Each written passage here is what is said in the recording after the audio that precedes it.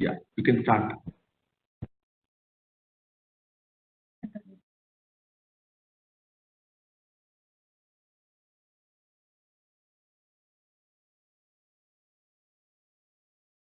Hope you're able to see my presentation as well. Yes. Great. So Mr. Jay Ganesh had talked about the digitization of Valve as a product, whereas I'll be talking on how we can digitize the process during the Valve manufacturing. So I've selected a couple of interesting so, there are around 4 different types of technologies I have selected. One of them is robotic process automation, then natural language processing, machine learning, and blockchain. So the format will be I'll introduce the technology, then I'll show how that technology can be used in the valve industry, and finally I'll give a common takeaway that we can take out of these 4 technologies. So the first one is robotic process automation. People usually think it is something like a robot which is in the shop floor, but actually it's something completely different. It's like a virtual assistant that we used to have in Windows XP long ago, but it will not only be limited to just guiding us on how to do various work, but we can program it to do a lot of our manual works for what we do in computer. Initially, we had gone from writing in pens to typewriters, and then it became computer word processors, Excel, and now we are at RPA. RPA is kind of like an Excel macro, but not limited to Excel. It can do automation across different platforms, different websites, and it will do the work as programmed. So during the daytime, you can program a series of repetitive manual work that has to be done during the nighttime. Automatically, the laptop will turn on when you're sleeping, and it will do all the work for you, so that by the time you wake up, all the boring work is out of the agenda. Only the interesting work is left for you to do. Some of the examples of applying RP in valve industry. So as per the customer requirement, we need to give them the general assembly drawing, the quality and assembly procedure, internal testing procedure, welding procedure specification. We need to upload it in the customer portal, or some cases customers want it by email.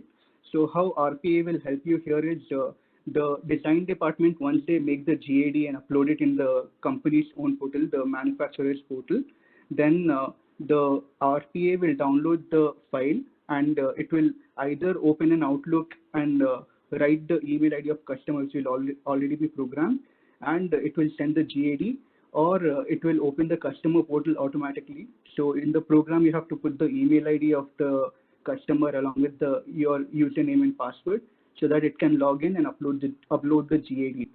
So instead of the one person specifically being there in the company who uploads the GADs and sees what customer has committed, through RPA, you can once the uploading is done, the customer will give some comments that he wants this change in the GAD, and he wants this additional testing to be done. He'll put some comments. So that also, again, the RPA will regularly be programmed to open the portal every day. It will open the portal, and it will copy the comment of the customer, and it will automatically create an email to the respective design department in the valve manufacturer's company that the customer has given this comment. Please please make the changes in the GAD, so that again it can be resubmitted for approval. So all these processes can be automated, and it will lead to a much more happy customer, because a person who has been allotted some 10 customers, he'll be doing it one by one. But this bot, which is the RPA, he can simultaneously keep refreshing all the customer portals every second and see if any new comment has come, and immediately initiate an action with the design department to do some of the next step of activity. Another process that can be automated through RPA is the raising of inspection call. So when the production person makes a valve, he can just make an entry in the system that valve is made, then automatically, as per the programmed customer email ID, or in some cases, the customer wants to have an update in his portal. So RPA will open the customer portal, give the valve details, what is ready, and if some customer wants like a minimum lot of 100 valves, then only he wants the inspection call to come. As and when across the different plants or units of the valve manufacturer, when the 100 valves gets accumulated, then the RPA will know that there is the minimum lot has come, and then it will write to customer that this is the 100 valves, and these are the for you can arrange inspection for this. So all this manual work right now, we employ a lot of people to do this work, and it's even boring work. They would rather do something more interesting like project management, but project managers are ending up doing this kind of work. So all this can be automated through RPA. Some more examples you can see quickly. One would be like obtaining shipment clearance, similar to inspection call, then updating data from Excel sheet to portals, then downloading daily scrap price from internet and automatically generating the trend graph and sending to leadership team. So all this involves multiple platforms, customer portal, the company CRP, Microsoft apps like Excel, Outlook. All this together can be combined. How to go about this is like either you need IT team to program it for you, or you can go with some very ready-made graphic user interface companies like Automation Anywhere. They give you a software, and they you don't need to know programming. It will be like you drag and drop the Outlook icon and tell that open the Outlook icon and send email to this person. So you can program it that way also. That's it about RPA. Now I'm going to the next topic, natural language processing. So here you can make the computer read a human text. Normally what happens is when you key in the letter L in your keyboard, the computer doesn't know it is L. It just converts it into a series of ones and zeros. And because of that, ones and zeros, the computer knows that you have pressed L. But when it is trying to read a PDF with a lot of letters, it cannot directly understand that shape of L is actually L. So what technology has been brought in is NLP, natural language processing, where the computer has been trained to recognize the human language text. So some of the standard application of NLP is converting old data, like 20 years of hard copy record, which is also relevant in valve industry. They scan the documents and make it into digital traceable documents so that with just a keyword you can retrieve that 50-year-old paper. Then other ways NLP is used is they take the dump of all the market trends and data which can pile up to like hundreds of pages, and only the summary numbers will come after the NLP is done with it, so that you can play around with the numbers, make useful graphs and trends out of it. Then finally, another normal thing NLP is used is for like from portals like Science Direct, Elsevier. It will download the research papers related to Valve, and it can make a nice summary to your design or tech department that these are the latest new technologies that have come in. Now, specifically applying NLP in valve industry, we can extract data from standard valve companies' own format to customer format. So there are many customers who tell, I want the cover sheet of GAD in my format, I want packing list in my format, inspection call in my format, and so on. But our people find it easier to just make everything in the same company valve manufacturer's format. Then NLP can extract data out of the valve manufacturer's packing list and convert it, just extract the data and pre-fill the packing list format of customer. So this is one way where NLP can help.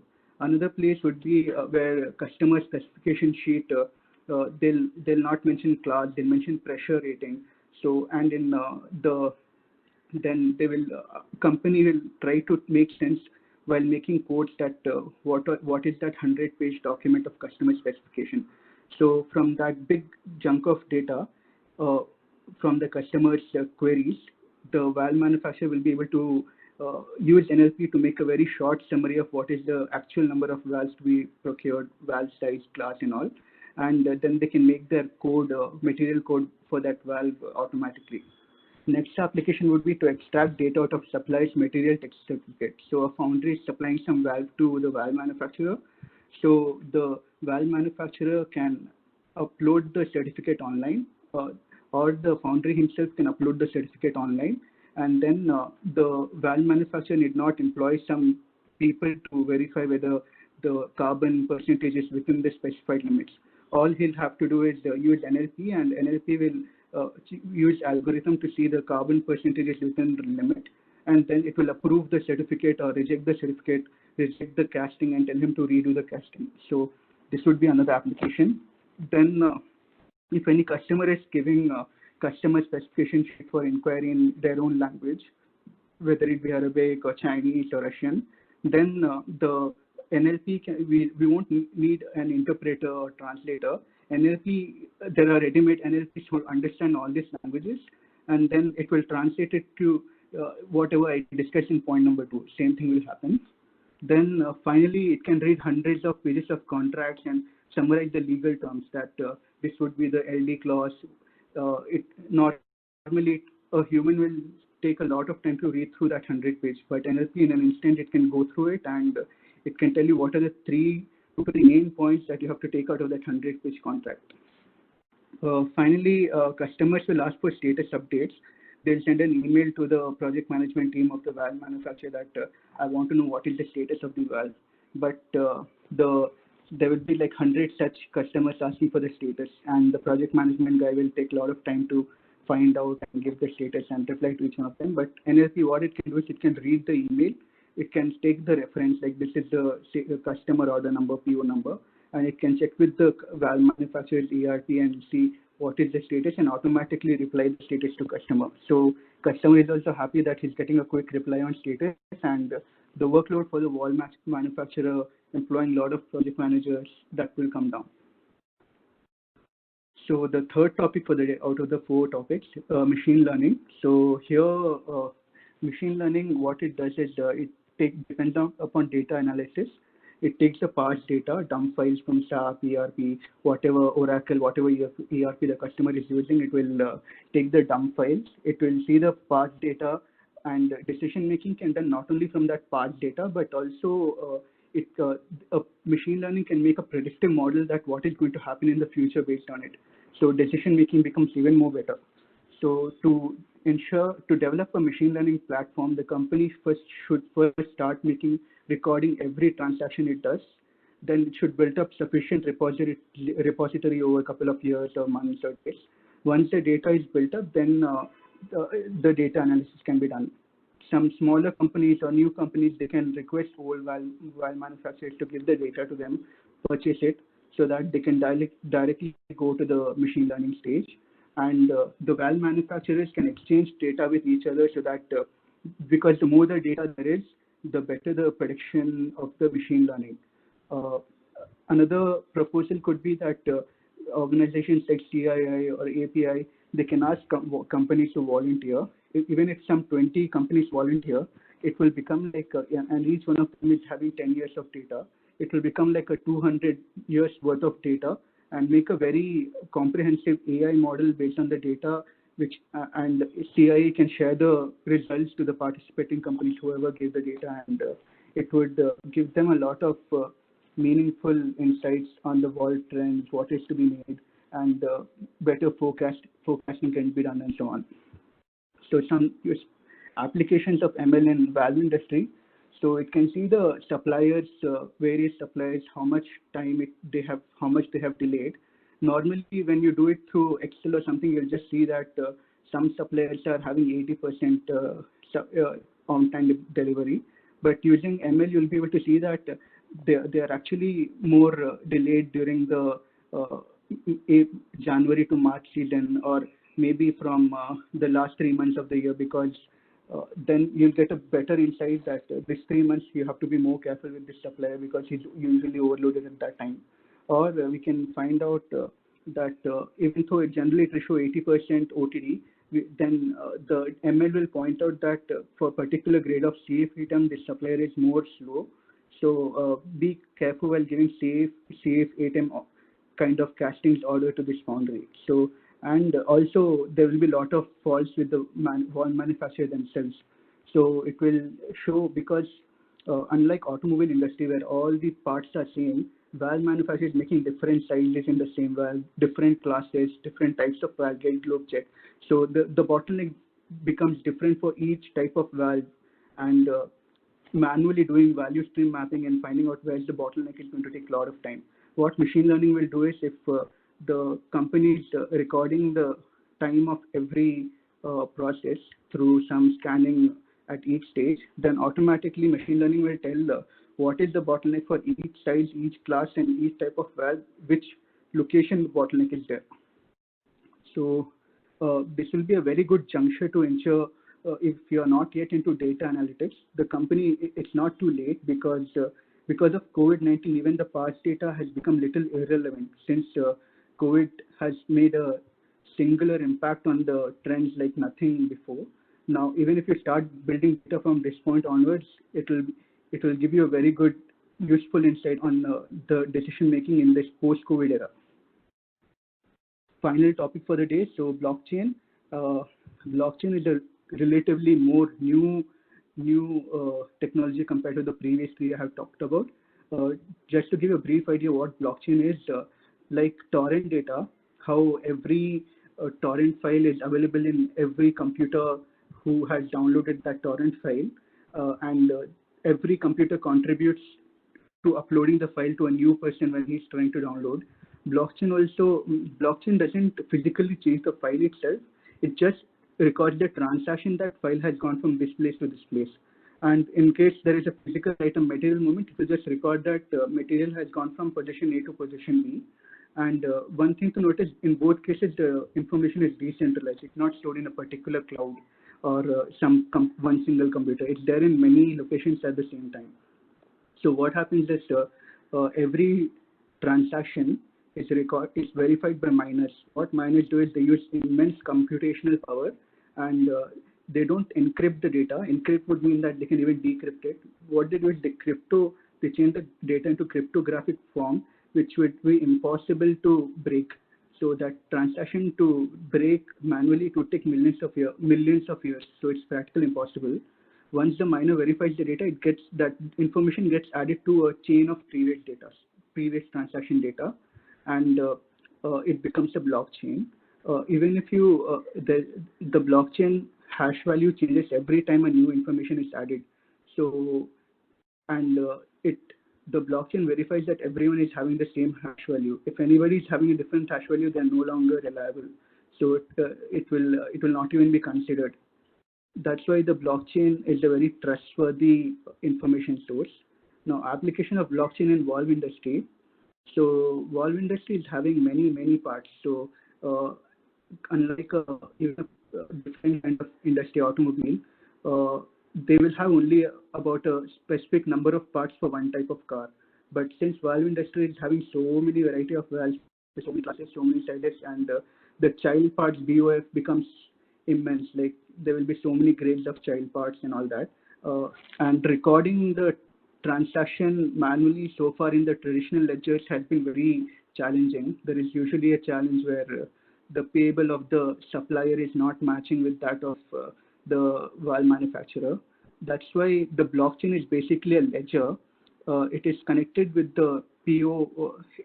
Since everything is in the same platform, when the supplier records in the blockchain portal that the transaction has happened, it will happen exactly against the PO. Because PO is also in the same platform. If there is any deviation, the blockchain transaction will not be possible in supplier end. So even the requirement of an accounts payable gets removed, because there is always a complete match between the supplier and the valve manufacturer. Also, there is a copy of this transaction with both the supplier and as well as the valve manufacturer. And valve manufacturer, when he goes through every stage, making goods received and making the payment, everything gets recorded at the supplier end also, because blockchain copy is there in both places. So there is no need of a separate portal to give to the supplier to check his payment status. He'll not bother the valve manufacturer whether payment has been made or not, or whether the GRN has been made or not. And if the material goes through many stages, after the casting manufacturer, it goes to some subcontracting machining, that transaction also gets recorded in blockchain. So even the casting supplier knows that it has not reached the valve manufacturer yet. That's why the GRN is pending. So all the processes get very streamlined. Then since it is not possible to tamper with blockchain, the audits, we have a lot of stringent audits which take up a lot of our time. That audits may no longer be so tedious. It can be very easily verified. So while many companies build on technologies for traceability, they have RFID and barcode. blockchain's byproduct happens to be traceability, because you can give a unique reference for each material casting or a set of fasteners in a packet. Then only when the next stage in the supply chain receives the item and inputs the number of the input the number what is associated with that casting, they will be able to make the invoice, and so they'll be able to make the invoice, and it is possible to trace where it has been in every stage. So with blockchain, since you can trace it so well in advance where it is, even if it is in machining stage or somewhere, you can cross-allocate the parts. If there's a body with one particular customer and bonnet is available for one other customer, and since you don't have both body and bonnet for both customers, at least one customer you can make happy by allocating the body to bonnet. Right now, that's possible only when you physically see that in your plant.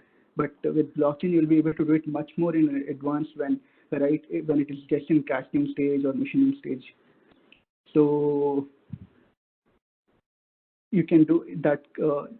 Many companies have internal sales order to track the progress of the material in their own shop floor, but the blockchain can take over that role as well.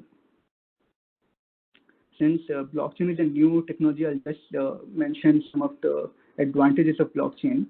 So in case the purchase order is for 1,000 quantity of fasteners, the valve manufacturer may receive it in batches of 50, 50 or 200, 400, 400. Then reconciliation work for accounts payable is very big. But blockchain will seamlessly record everything very clearly, that these items have come, these items have not come, and when they are coming. So the corruption, money laundering will become next to impossible, since everything is matched to PO, and nobody can charge a little bit excess or a little bit less. And banks will no longer ask a supplier to give proof of that you're a vendor of this valve manufacturer. Through blockchain, they can easily verify that they are in fact part of the valve manufacturer, and they can help with financing and stuff. So the biggest blockchain will work in the biggest way when both the suppliers of valve manufacturer as well as the customer of valve manufacturer and sub-suppliers of valve manufacturer, when everyone are on board, then it will work beautifully. But to begin with, even if the valve manufacturer and the suppliers come together, they could see a lot of benefit. And since blockchain shows a clear record of how the item has moved, it is not possible to replace counterfeit parts. In case during the logistics travel, if somebody removes a high quality material with a low quality material, then the number would be lost. And when they're trying to make the invoice out of it, it will show that this is no longer matching or something like that.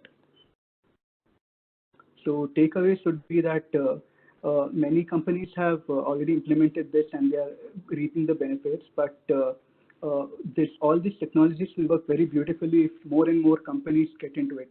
For example, if a lot of valve manufacturers request, if one particular customer is not giving their customer specifications in a very NLP readable format, then and if a lot of valve manufacturers ask that please make it more readable so that we don't need to invest so much money on NLP that it can read any kind of data, then we can see more benefits. And even from supplier perspective, when the MTC comes in various format, you need a higher level of NLP to read any kind of format. But if there's some kind of standardization, maybe API, ASME, they can play a role here and they can help in standardizing the format, then the level of investment in ALP will reduce. Also, as more and more companies demand for such kind of software, the cost of development of software will reduce. Now, if 10 companies demand a big software company like Wipro or some TCS to develop a software for them, if only one valve company orders such kind of a software to develop blockchain or anything, then it will be very expensive for that one valve manufacturer to afford. But in case many valve manufacturer companies come together and they tell we all are willing to get on board on this, then we'll be able to see a much more cost-effective solution where all the valve manufacturer can afford it, and valve manufacturing industry as a whole will become much more profitable. So with that thought, I'd like to thank you all for listening to my session. You can reach out to me at yasser.ahmed@lntwise.com if you have any questions and I'm not able to answer it today in the Q&A session. You can also reach out to me by phone at 9790877568. So that's all. Thank you. Thanks, Yasser, for your insights on how technology can be used in inspection, documentation, process automation, digitalization, blockchain, and NLP, which will help us save time on the time consumed in understanding the specific.